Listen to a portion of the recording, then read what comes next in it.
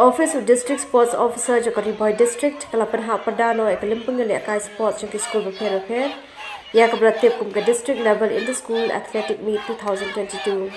Hagani ke limpung ngali akai ke Saint Paul High Secondary School ke Lahduh da ke bakur hadu arun pratli kita kema bat penyora ekanam kum ke overall champion jongkani ke limpung. Lawan berpenhak perdai kani ke limpung du MLA ke jirang constituency ba sostene sotun kumukongsan Hagajia hilang ru ikong Paidalin El Nonglait DESO ke Bhoi District uba Bobby El Nongbet DSO bat kiwe officer. Hagani ke sengi la samri ki khusnam shimet hagi kedan ile akai repair.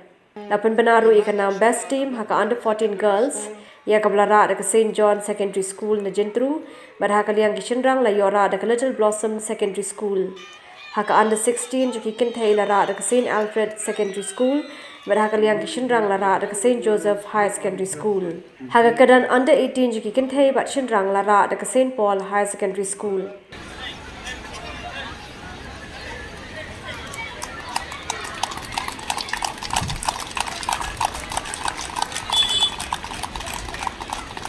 I declare